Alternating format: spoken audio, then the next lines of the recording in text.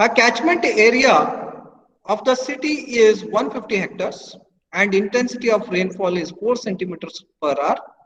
Calculate impermeability factor and wet weather flow, that is stormwater flow. The density of population is 300 persons per hectare and the rate of water supply for 150 hectares is 250 liters per capita per day. Calculate the quantity of sanitary sewage for separate system and for partially separate system and also for combined system. So there are 5 questions that are being asked in this particular problem. First is you have been asked to find out coefficient of runoff or impermeability factor. The second question that is being asked is you need to determine or calculate or you need to solve for wet weather flow. You need to arrive at stormwater flow calculation. The third question is for the design discharge for separate system. How much quantity of peak discharge of the sewage should be considered for separate system and how much amount of storm water flow that needs to be considered for separate system. For partially separate system, you need to arrive at the flow values. That means you need to understand what is partially separate system. Megan, are you there? Rodrix, Megan. Yes, I'm here. You pay attention. Yeah. Okay. Yeah, you pay attention. So partial separate system, when I consider, right? I told you it makes use of the methods used in separate system as well as combined system. Partially separate system means what? Here in the partially separate system, sewage will be considered and the rooftop water and the water coming from the paved yards will be considered. I repeat, for partial separate system, peak flow of the sewage, that is dry weather flow multiplied by peak factor, that one will be considered, plus the discharge from rooftops and paved yards will be considered. That means here completely wet weather flow will not be considered in the partially separate system. In the partially separate system, peak flow of the sewage will be considered, plus we'll be considering the storm water flow coming out from rooftops and pavement and paved yards. That's it, nothing else. We'll not be considering the storm water from lawns, macadamized roads and vacant plots. We'll be considering the storm water coming from rooftops and pavements and paved yards only for the partially separate system. In case of separate system, we'll be considering 2 sets of pipe. One set of pipe will be completely used for carrying the sewage.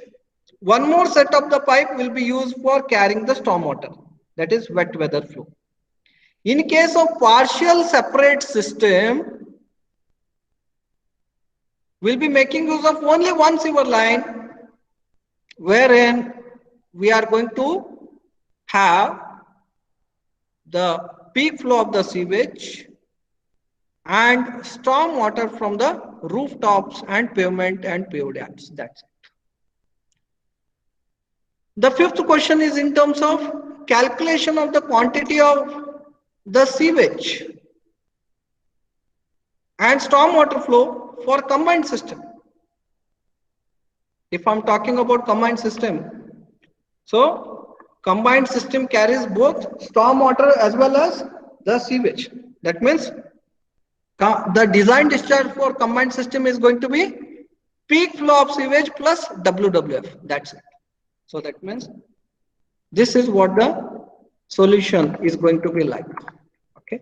So that means the first question that is asked is you need to calculate the impermeability factor. So A1 is for the roof area. It is 20% of the total area. That means 0.2 times 150. Pavement and adds, it covers around 15% of 150 hectares. That means 0.15 multiplied by 150 hectares. Lawns 0.3 multiplied by 150 hectares. Macadamized road 0.2 times 150 hectares, and vacant plots 0.15 times 150 hectares. This is what A1, A2, A3, A4, A5. That is in terms of 150. 0.2 times 150, 0.15 times 150, 0.3 times 150, 0.2 times 150, 0.15 times 150. Now, since you have been asked to calculate the coefficient of runoff or impermeability factor, I'll represent it as I. I is nothing but A1 I1 plus A2 I2 plus A3 I3 plus A4 I4 plus A5 I5 divided by A1 plus A2 plus A3 plus A4 plus A5. So that means A1, A2, A3, A4, A5 will be added. So that will be equal to capital A, that is 150 hectares. So in this particular case, if you consider A1 I1, correct? If you consider A1 I1, that means it will be 0.9 times 0.2 times A plus similarly 0.8 multiplied by 0.15 times A plus 0.15 multiplied by 0.3 times A plus 0.4 multiplied by 0.2 times of capital A plus 0.1 multiplied by 0.15 times capital A. That means in all these things capital A 150 hectares and in the denominator also 150 hectares will be there. Both will get cancelled. That means if you are determining I average, it will be 0.2 times 0.9 plus 0.15 times 0.8 plus 0.3 times 0.15 plus 0.2 times 0.4 plus 0.15 times 0.1. That means you are going to get the value of I average as 0.44. That means now what you have done? You have determined the coefficient of runoff value, or I may say the impermeability factor. That means how to find out the wet weather flow, storm water flow? It is nothing but storm water flow, or WWF is nothing but AIR divided by 360. In the present problem, catchment area that is given is how much? 150 hectares. The I value you have found out is how much? 0.44. And what is the R value that is given? The R, intensity of rainfall value that is given is 4 centimeter per hour. You convert it to 40 mm per hour, because we want the answer in terms of cubic meter per second for WWF. In that case, the catchment area has to be in terms of hectares. I is unitless. R will be in terms of mm per hour. That means 150 multiplied by 0.44 multiplied by 40 mm per hour divided by 360, you are going to get the value of 7.33. Fine. Now next thing, you need to find out maximum or peak discharge of sewage. That means population is not given. Right? The population is not given in this particular problem, but indirectly the population data is given. Population density value is how much? 300 persons per hectare. What is population density? Population density is nothing but the ratio of population to area. That means the ratio of population to area. The population will be in terms of persons, area will be in terms of hectares. That means persons per hectare will be the unit of population density. So area is given, population density is given. Now population is unknown. That means population is equal to population density multiplied by area. That means 150 multiplied by, right, 150 multiplied by 300. That means 300 is the population density multiplied by area. How you got this? Because we have made use of the formula population density is equal to population divided by area. Population density is equal to population divided by area. Population is to be calculated. It needs to be calculated. So that means population is equal to population density multiplied by area, because only one unknown is there. Unknown is population. Known things are population density and area. So population is equal to population is equal to population density multiplied by area. That means 300 multiplied by 150. So that means hectare will get cancelled. So you are going to get the value in terms of persons, that is nothing but population. So 45,000 is a population. Now we have got the population. Whether the per capita water demand is given? Yes, it is given as how much? 250 liters per capita per day. Can we determine dry weather flow? Yes, now you can find out dry weather flow. By making use of formula, dry weather flow is equal to population multiplied by per capita water demand multiplied by 80%. That is, population is 45,000 multiplied by 250 multiplied by 0.8. That means you are going to get this particular value. How we got it? So 45,000 multiplied by 250 multiplied by 0.8. That means I'm going to get this value. That will be in terms of what?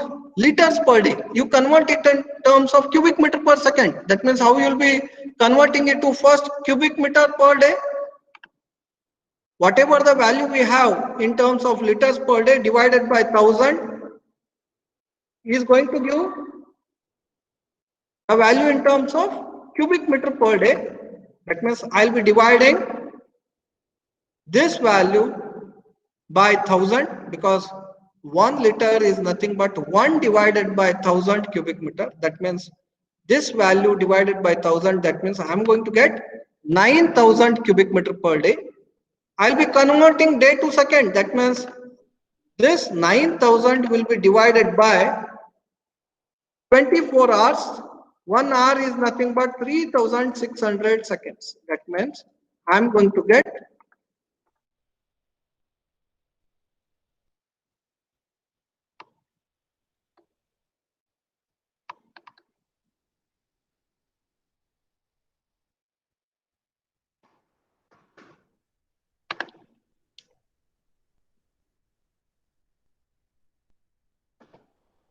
0.1041667 cubic meter per second, but I'll be making use of only 3 decimal places. So I'll be getting it as 0.104 cubic meter per second.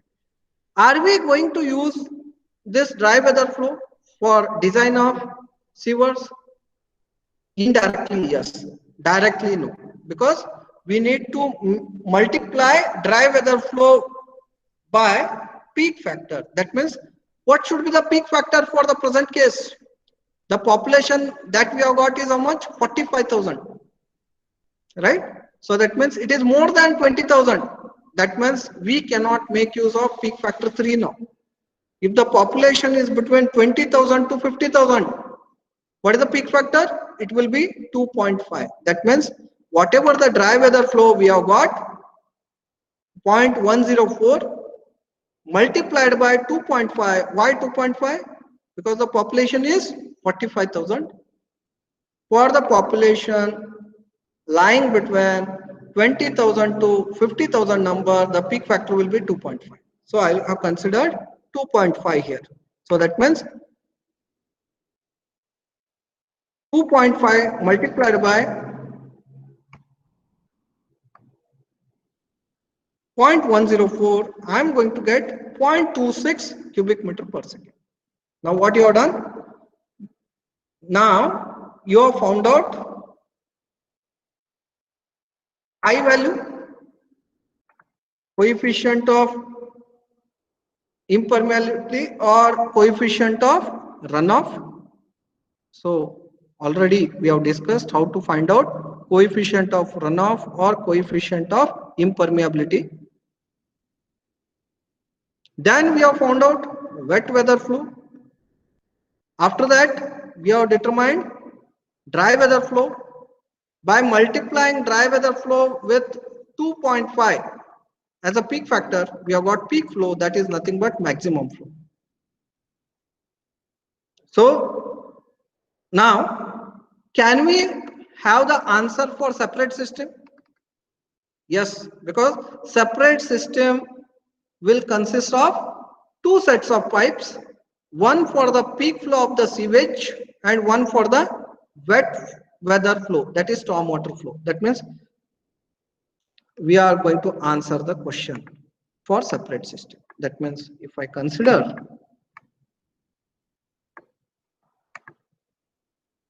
separate system,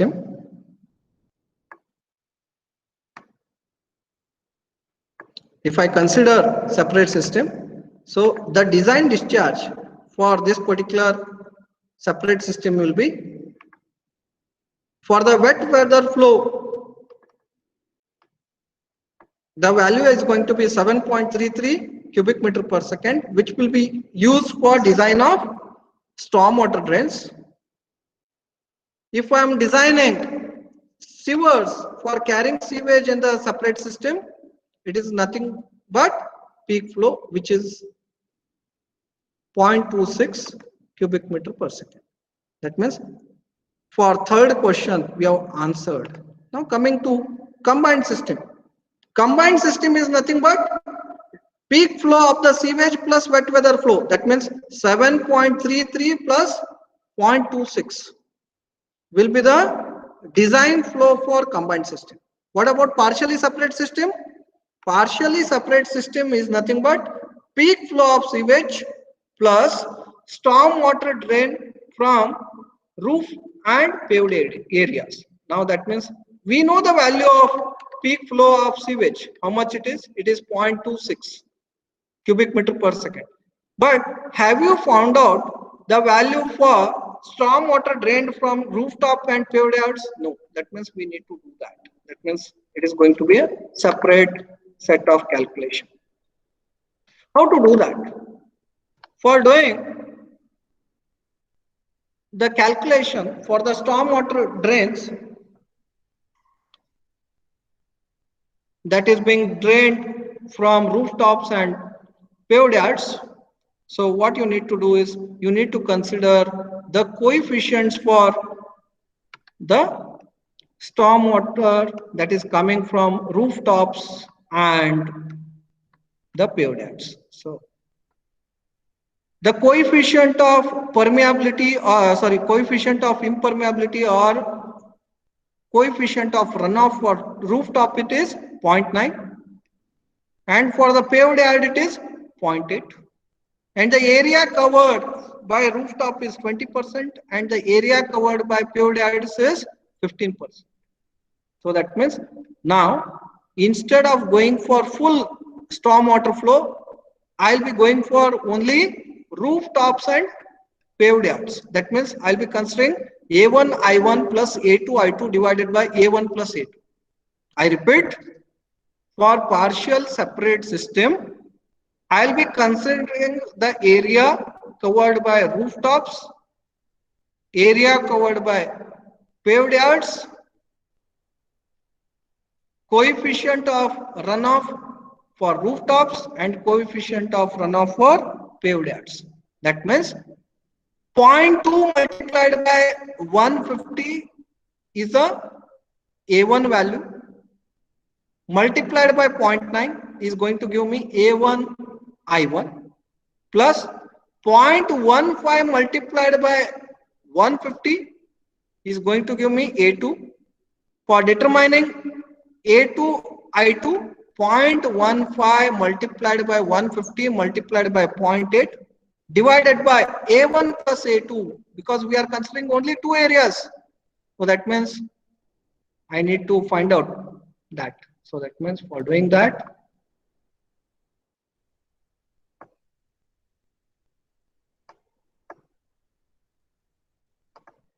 so I'll be going for coefficient of runoff.